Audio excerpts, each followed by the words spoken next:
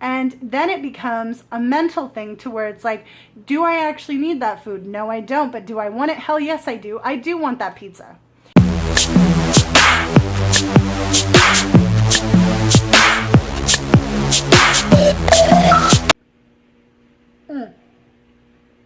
Hey, you guys.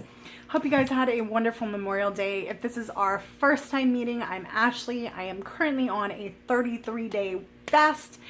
I have done fasting since about February 25th. I do fasting and then refeeds and then fasting again, trying to get off the rest of the weight. So I started my health journey, my weight loss journey about 2 years ago with keto.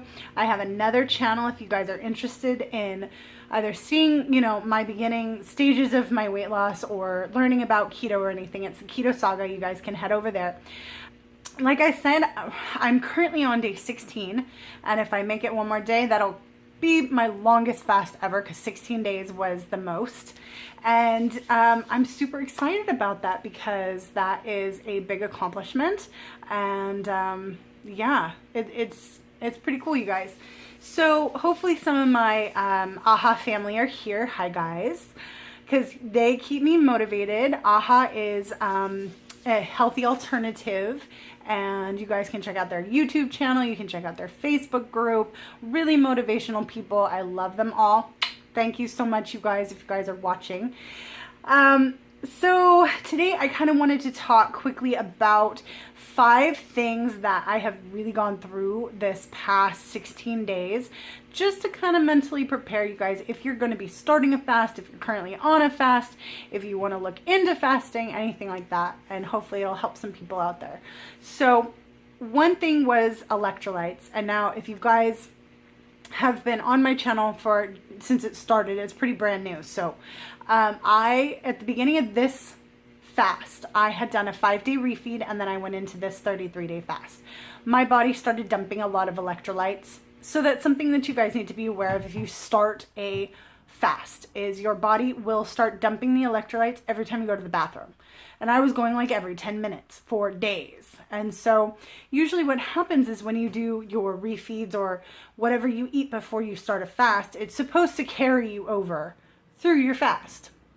Mine got rid of everything, and I don't know why it decided it was going to hate me this time. So I ended up buying an electrolyte powder, and I ended up supplementing a lot because I was having really bad muscle cramps at night. Calves, my sides, my shins, my ankles even. It was horrible.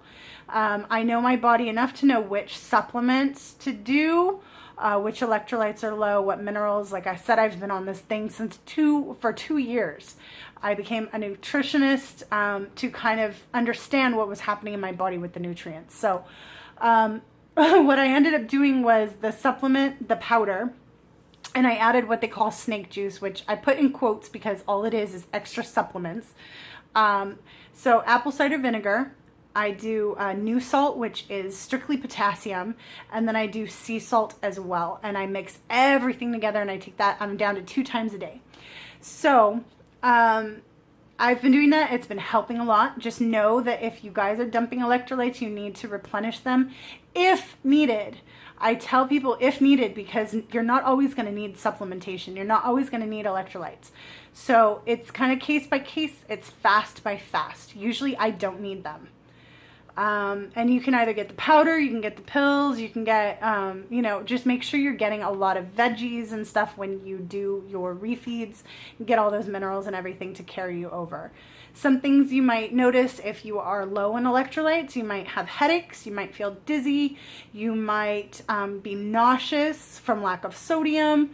You might have basically the keto flu, which is a real thing, you guys, but you're not going to have a fever or a sore throat, that type of thing.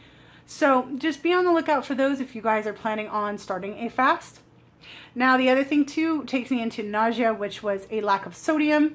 If you guys saw my last fast, I was really nauseous on day 14, 15, and 16. I haven't been nauseous this time because I have been supplementing, so that's awesome. The third thing is the hunger growls, which is not actually hunger, which I learned. It is basically your system moving everything down and your digestive process going, trying to push everything down since there's no food coming in. my stomach has been talking a lot. Not necessarily that it's saying I'm hungry, but I've only actually gone to the bathroom in that way twice this whole 16 days. So yeah.